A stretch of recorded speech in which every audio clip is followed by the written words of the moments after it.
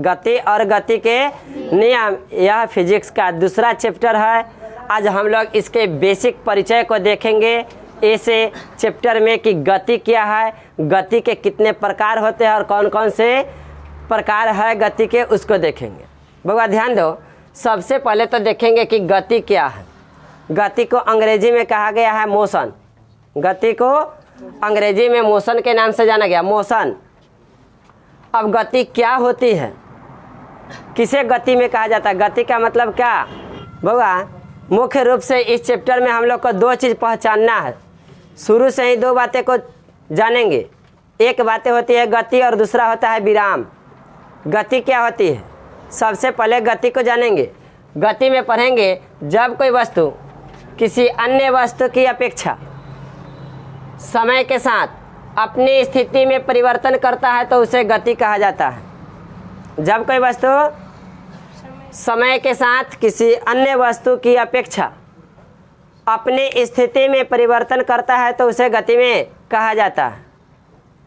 जैसे अभी हम यहाँ पर खड़े हुआ, गति में है कि विराम में है? विराम में है। गति में माना जाएगा कब? जब हम यहाँ से टहल करके कुछ दूरी इधर की तरफ तय करेंगे और यह दूरी तय करने में कुछ समय लगेगा, कुछ ही सेकंड लगे, लेकिन तो लगेगा ना, कुछ सेकंड का समय लगेगा। तो यहाँ से यहाँ तक की दूरी तय करने में हम बताएं कि यहाँ से वहाँ तक की दूरी जो तय किए, यह दूरी तय करने में कुछ समय लगा।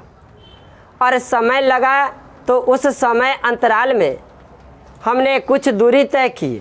अच्छा, यह दूरी कैसे पता चला? कैसे पता चला कि हमने कुछ दूरी तय किए हैं किसी दूसरे वस्तु की अपेक्षा? गति तभी मानी जाती है जब कोई वस्तु कोई अन्य वस्तु की अपेक्षा समय के साथ अपने स्थिति में परिवर्तन करता है, तब वह गति में माना जाता है। हम यहाँ थे, अभी यहाँ से टहल करके यहाँ आए तो गति हुई। यहाँ से यहाँ आने में कुछ समय लगा, हमारी स्थिति में परिवर्तन हुई और वह परिवर्तन किसी अन्य वस्तु की अपेक्षा। बोले तो जैसे हम यहाँ पर खड़े हुआ तो हमारे शरीर के पीछे जो भी चीज़ बोर्ड पर लिखा हुआ है आपको नहीं दिख रहा है, छुपा हुआ है। और जब हम यहाँ से टहल करके इधर की ओर बढ़ेंगे तो वहाँ वाला चीज़ दिखाई देने लगा। हमारी स्थिति में परिवर्तन हुआ, किसकी अपेक्षा? बोर्ड की अपेक्षा। और जैसे हम यहाँ से चल करके इधर की तरफ आए तो बोर्ड भी ऐसा लगा कि बोर्ड रुका हुआ है और हम चल रहे हैं। कभी कभी हम सब गाड़ी में यात्रा करते हैं और हमारी गाड़ी रुकी हुई रहती है, बगल से कोई दूसरी गाड़ी जब पार करती है तो ऐसा हम लोग को प्रतीत होता है कि हमारी गाड़ी चल रही है, वह गाड़ी रुकी हुई है। या हम लोग गाड़ी में बैठ करके जब खिड़की से बाहर की तरफ देखते हैं तो लगता है कि बाहर का जो दृश्य दिखाई देता है वह चल रहा है और हम आराम से बैठे हुए हैं, हमारा गाड़ी रुकी हुई है। और बाहर का जो भी दृश्य दिखाई दे रहा हो वह सब लगता है क्या पीछे की तरफ चल रहा है और हम रुके हुए। जबकि जो भी वस्तुएं बाहर हम लोग देख रहे हैं वह गति में नहीं है, वह सब विराम अवस्था में है। गति में कौन? हम होते हैं।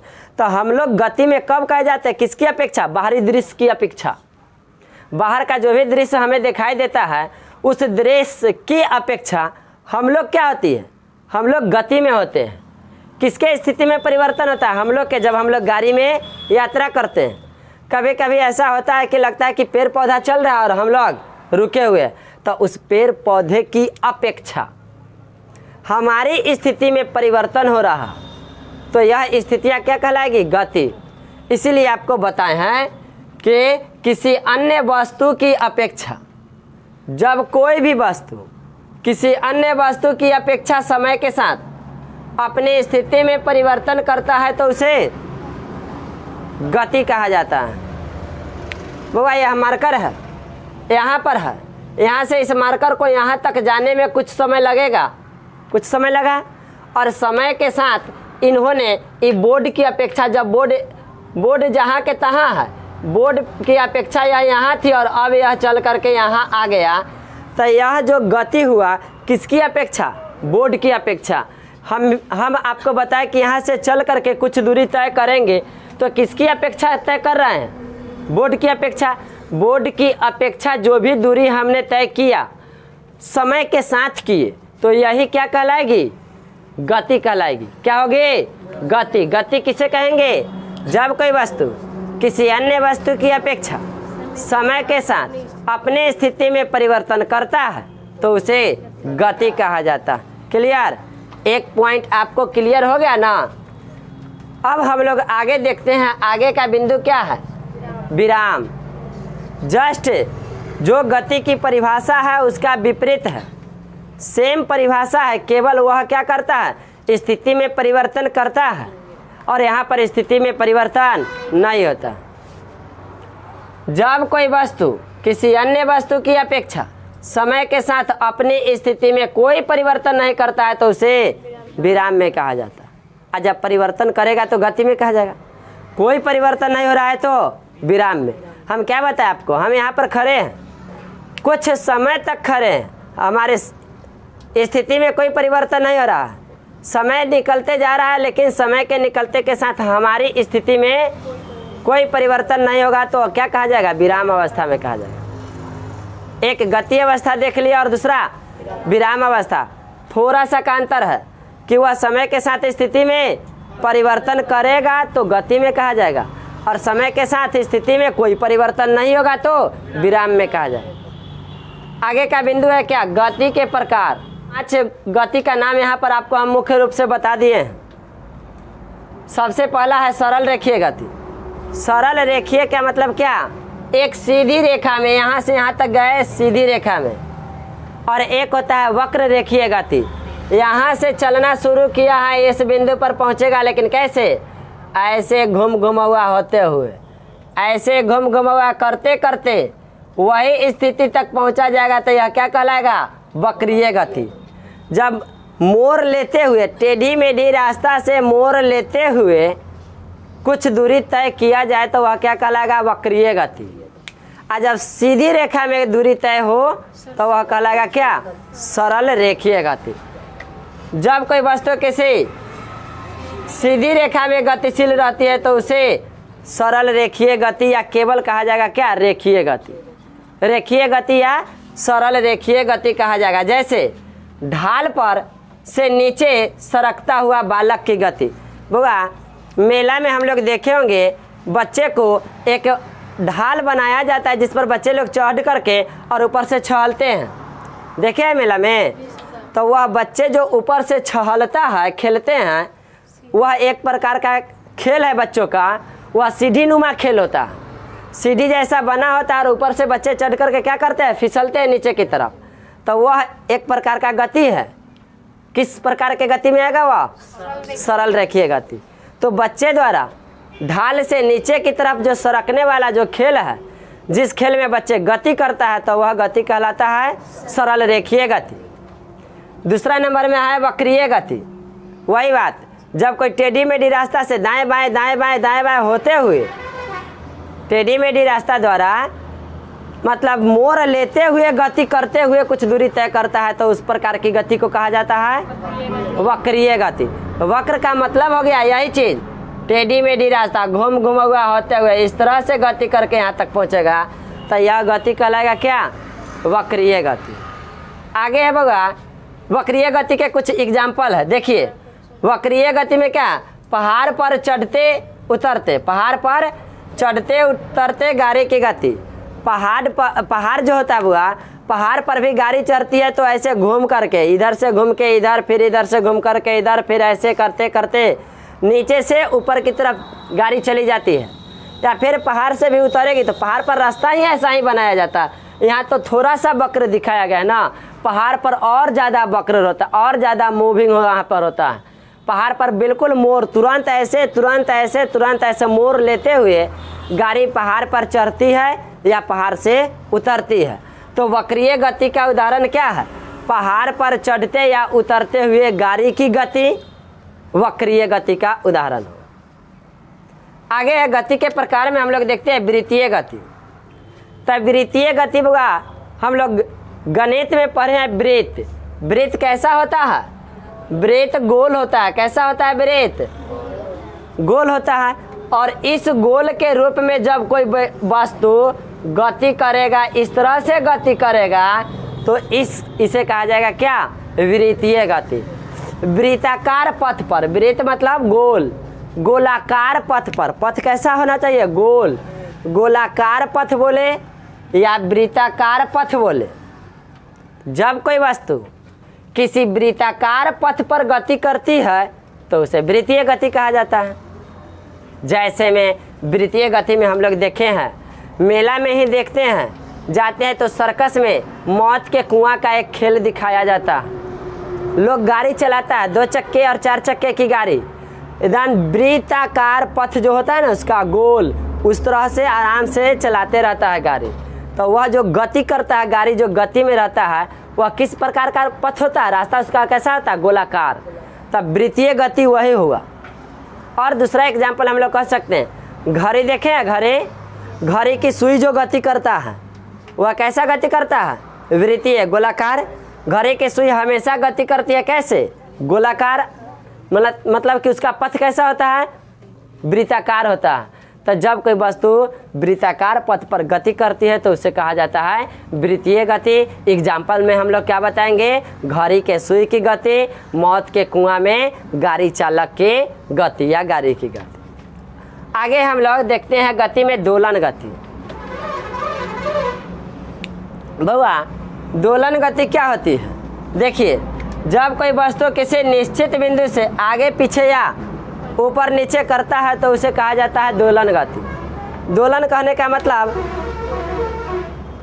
दीवाल घड़ी देखे हैं, बड़ा सा दीवाल घड़ी, और उस दीवाल घड़ी में एक इस प्रकार का पेंडुलम लटका रहता है और यह क्या करता है? सेकंड के लिए ऐसे ऐसे ऐसे ऐसे डोलते रहता है। देखे ऐसा घड़ी? ऐसा घड़ी देखे हैं, ऐसे डोलने वाला घड़ी? यह पेंडुलम कहलाता है। घड़ी की यह क्या है? पेंडुलम है। जब यह एक निश्चित बिंदु, इसका एक बिंदु निश्चित होता है बीच का, और यहाँ अभी यह स्थिर अवस्था में है, निश्चित बिंदु पर है, और यहाँ से क्या करेगा? ऐसे जाएगा, ऐसे आएगा, ऐसे जाएगा, ऐसे आएगा।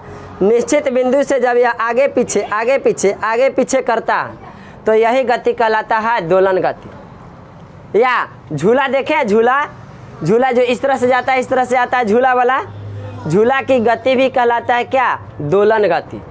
झूले की गति किस प्रकार की गति? दोलन गति।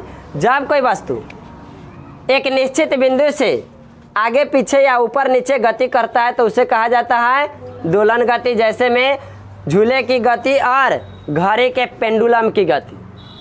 किस प्रकार का उदाहरण होगा? दोलन गति का। आगे हम लोग देखते हैं क्या? आवर्त गति। आवर्त गति क्या होता है? सेम बात, जब कोई वस्तु एक निश्चित समय अंतराल में अपनी गति को दोहराते रहता है तो उसे कहा जाता है आवर्त गति। एकदम सेकंड उसका बांधा होता है, 1/20वां सेकंड या 1/10वां सेकंड के अंतराल पर वह अपने गति को क्या करता है? दोहराते रहता है, तो उसे क्या कहा जाएगा? आवर्त गति। जैसे सिलाई मशीन की सुई, सिलाई मशीन देखे हैं ना सब लोग? उसका सुई देखे हैं? एक निश्चित समय पर, ये नहीं कि एक बार गया ऊपर आया, फिर 2 सेकंड के बाद जाएगा, फिर ऊपर आएगा, फिर 1 सेकंड के बाद जाएगा, फिर ऊपर आएगा, फिर 3 सेकंड के बाद। नहीं, 1 सेकंड तो 1 सेकंड या आधा सेकंड तो आधा सेकंड में तुरंत एक निश्चित समय अंतराल में क्या करता है? वह ऊपर नीचे करते रहता है। मतलब अपने गति को क्या करते रहता है? दोहराते तिहराते रहता है। तो उस प्रकार की गति कहा जाता है क्या? आवर्त गति। आवर्त गति किसे कहेंगे? जब कोई वस्तु एक निश्चित समय अंतराल में अपनी गति को दोहराती रहती है तो उसे आवर्त गति कहा जाता है। जैसे में हो गया एग्जाम्पल में क्या? सिलाई मशीन के सुई की गति। तो होगा हम लोग अभी परिचय में देख रहे हैं गति और गति के नियम जो चैप्टर है, इसके परिचय में हम लोग देखे गति क्या होती है, विराम क्या होती है, और गति के कौन कौन से प्रकार हैं। इससे परीक्षा में क्वेश्चन बनता है। क्वेश्चन कैसे बनेगा बुआ? आपको एग्जाम्पल देगा और कहेगा कि यह किस प्रकार की गति है। कहेगा सिलाई मशीन के सुई की गति किस प्रकार की गति? आवर्त गति। झूले की गति किस प्रकार की गति? दोलन गति। बंदूक से निकली हुई गोली की गति किस प्रकार की गति? सरल रेखीय गति। तो इस तरह से परीक्षा में इससे क्वेश्चन बनेगा, इसके एग्जाम्पल से क्वेश्चन बनेगा। आपको इसका परिभाषा और एग्जाम्पल सब याद करना है। अब आगे देखते हैं।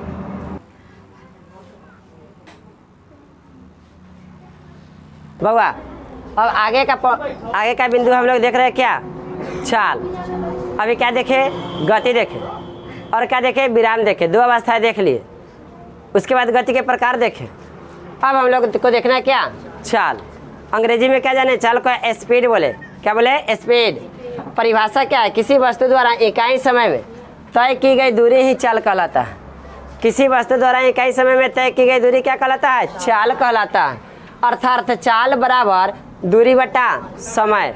चाल बराबर क्या हो गया, चाल बराबर दूरी बटा समय। एक निश्चित समय अंतराल में जो भी दूरी तय होगा वह क्या कहलाएगा, चाल कहलाएगा। अब चाल के बाद, चाल में हम लोग देखते हैं बुआ, चाल एक अदिश राशि है। पीछे के चैप्टर में हम लोग सदिश राशि और अदिश राशि को भी पढ़े थे। तो चाल कौन सी राशि हो जाएगी, अदिश राशि। अदिश राशि होने के कारण चाल में कोई दिशा निश्चित नहीं होती है। इसका मात्रक होता है मीटर प्रति सेकंड। चाल का मात्रक मीटर प्रति सेकंड। और मीटर प्रति सेकंड से बीमा बनाना सिखाए हुए, बीमा क्या हो जाएगा, LT-1। आगे का अगला राशि हम लोग देख रहे हैं, अगला पॉइंट वेग है। क्या है, वेग। वेग को अंग्रेजी में जाने वेलोसिटी। चाल को जाने थे स्पीड और वेग को जाने वेलोसिटी। अब वेलोसिटी में क्या बताया गया, सेम बात, जो चाल है वही वेग है। थोड़ा सा एक बात मात्र अंतर है क्या, कि चाल में कोई दिशा नहीं थी और वेग में दिशा होती है। चाल में दिशा नहीं होती है तो चाल अदिश राशि, और वेग में दिशा होती है इसलिए वेग सदिश राशि। बस परिभाषा वही है। किसी वस्तु द्वारा इकाई समय में निश्चित दिशा में, यही आ गया, इकाई समय में निश्चित दिशा में तय की गई दूरी क्या कहलाता है, वेग कहलाता है। दूसरे शब्दों में हम लोग कह सकते हैं वो निश्चित दिशा में तय की गई दूरी को हम लोग विस्थापन के रूप में जानते हैं। निश्चित दिशा में तय की गई दूरी, अब मान लीजिए यहाँ से हमको यहाँ पर आना है, तो एक हो गया डायरेक्ट सीधे आ जाना, और एक हो गया यहाँ से चल के ऐसे जा कर के ऐसे हो कर के फिर इधर जा कर के तब ऐसे करके फिर नीचे आ कर के फिर यहाँ तक पहुँचना। एक कई गो दिशा में भटक करके तब यहाँ पर पहुँचे, यह विस्थापन नहीं होगा। यह क्या कहलाएगा, दूरी कहलाएगा। यहाँ से यहाँ तक, यहाँ से यहाँ तक, फिर यहाँ तक, फिर यहाँ तक, फिर यहाँ तक, यह क्या कहलाएगा, दूरी। और डायरेक्ट सीधे यहाँ से यहाँ हम लोग आ गए तो यह क्या कहलाएगा, विस्थापन। तो दूरी और विस्थापन में यही अंतर है। दूरी में दिशा नहीं होती है, विस्थापन में दिशा होती है। तो हम लोग कह सकते हैं क्या, कि इकाई समय में विस्थापन ही वेग कहलाता है। इकाई समय में विस्थापन ही वेग कहलाता है, अर्थात वेग बराबर विस्थापन बटा समय। चाल में देखे थे चाल बराबर दूरी बटा समय। दूरी में कोई दिशा नहीं होती है लेकिन विस्थापन में दिशा होती है। तो हम लोग वेग को किस रूप में देखे, विस्थापन बटा समय के रूप में। दूरी का मात्रक भी मीटर होता है और विस्थापन का मात्रक भी मीटर होता है। तब वेग का मात्रक क्या हो जाएगा, विस्थापन के लिए मीटर और समय के लिए सेकेंड, मीटर प्रति। इसकी बीमा क्या हो जाएगी, मीटर के लिए L और सेकेंड के लिए T-1। प्रति है तो हटेगा तो होगा ना LT-1। तो हम लोग क्या देख लिए, चाल देख लिए और वेग देख लीजिए। आगे देखते हैं।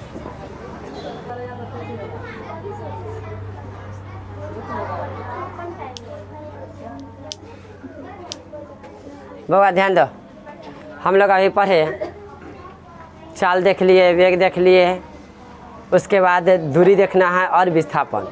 दूरी को हम लोग क्या कहें, डिस्टेंस। दूरी को डिस्टेंस के नाम से भी देखें अंग्रेजी में। इसका दूरी का अंग्रेजी क्या हो गया, डिस्टेंस हो गया।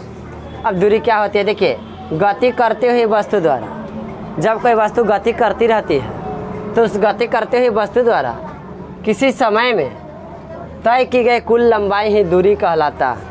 हम आपको बता दें, यह मार्कर है और यहाँ से यदि इसको छोड़ेंगे तो ऐसे नचते हुए ऊपर से नीचे आते हुए गति करते हुए या यहाँ से यहाँ तक नीचे आकर के नीचे चला जाएगा, या फिर इसको यहाँ से लाई इधर तो यह गति करते हुए नचते हुए यहाँ से इधर की तरफ आएगा।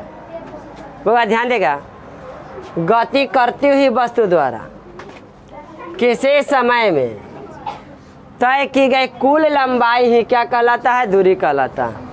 यहाँ से हम चलना शुरू किए होगा और यहाँ से चले तो ऊपर गए, ऊपर से इधर आए, इधर से नीचे आए, फिर इधर गए, फिर इधर घूम गए, फिर यहाँ से होकर के ऐसे नचते नचते मस्ती करते हुए खूब नचते नचते और अंतिम में यहाँ पे जाकर के हम रुक गए।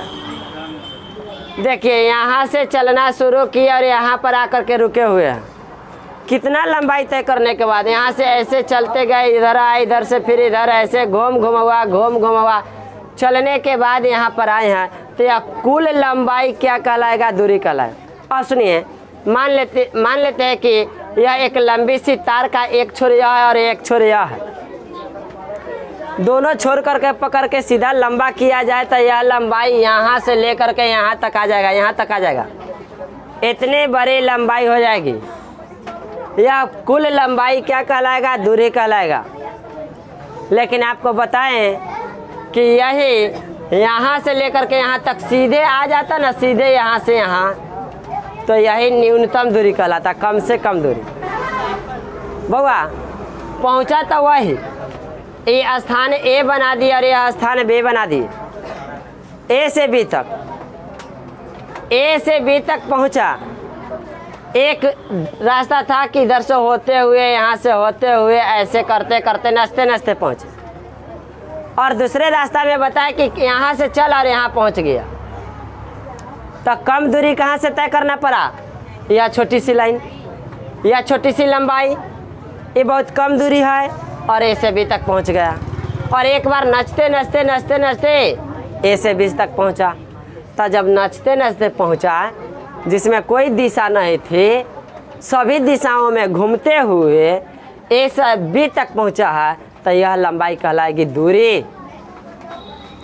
और वही ए से बी तक एक दिशा में यहाँ से चला और एक ही दिशा में यहाँ पहुँच गया। बीच में कोई रास्ता चेंज, उसकी दिशा में कोई परिवर्तन नहीं आया, एक ही दिशा में चला और यहाँ से यहाँ आ गया। तो एक निश्चित दिशा में एक बिंदु से दूसरे बिंदु तक तय की गई एक न्यूनतम लंबाई, एक छोटी लंबाई विस्थापन कहलाएगा। विस्थापन क्या होगी? एक निश्चित दिशा में तय की गई न्यूनतम लंबाई विस्थापन कहलाएगी। और दूरी में क्या है कि निश्चित दिशा भी निश्चित नहीं है और लंबाई भी न्यूनतम नहीं है, बहुत अधिक लंबाई है। तो अधिक लंबाई तय की गई, अधिक लंबाई दूरी कहलाया, और तय की गई न्यूनतम लंबाई विस्थापन कहलाया। विस्थापन में दिशा होती है, दूरी में कोई दिशा नहीं होती है। तो दूरी हो गई अदिश राशि, अब विस्थापन हो गया सदिश राशि।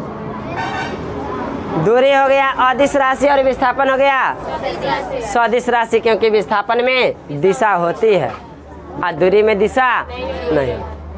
तो दूरी के लिए हम लोग क्या देखे? गति करते हुए वस्तु द्वारा किसी समय में तय की गई लंबाई ही क्या कहलाता है? दूरी कहलाता है। अर्थात दूरी बराबर क्या हो गया? चाल गुने दूरी बराबर, ये वाला याद रखना जरूरी है, दूरी बराबर चाल गुने समय। अगला बिंदु हम लोग देखते हैं क्या? विस्थापन। क्या देख रहे हैं? विस्थापन।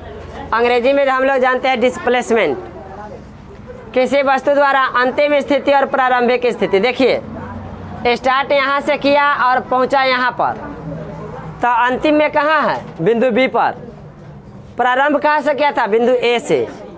तो अंतिम स्थिति आई प्रारंभिक स्थिति के बीच की न्यूनतम लंबाई ही क्या कहलाया? विस्थापन। देखिए विस्थापन क्या है? किसी वस्तु की अंतिम स्थिति और प्रारंभिक स्थिति के बीच न्यूनतम दूरी ही क्या कहलाएगा? विस्थापन कहलाएगा। यह एक सदिश राशि है, इसका मान धनात्मक, ऋणात्मक और शून्य भी हो सकता है। विस्थापन का मान धनात्मक, ऋणात्मक और शून्य भी हो सकता है, जबकि दूरी का मान कभी भी ऋणात्मक नहीं होता है, कभी भी शून्य नहीं होता है। दूरी का मान हमेशा धनात्मक होता है। दूरी का मान हमेशा, तो आपको दूरी और विस्थापन में समय अंतर भी पता चल गया। दूरी और विस्थापन में अंतर लिखने के लिए आएगा तो क्या कहेंगे? निश्चित दिशा में तय की गई न्यूनतम लंबाई विस्थापन, और वैसी लंबाई जिसमें दिशाएं नहीं हो और अधिक लंबाई तय करे तो वह क्या कहलाएगा? दूरी। दूरी में दिशा नहीं होती है, विस्थापन में दिशा होती है। दूरी अदिश राशि है, विस्थापन सदिश राशि है। दूरी का मान सदैव धनात्मक होता है, विस्थापन का मान कभी धनात्मक तो कभी ऋणात्मक तो कभी शून्य भी हो सकता है। चलिए आज की क्लास को यहीं रोक देते हैं, फिर कल देखेंगे।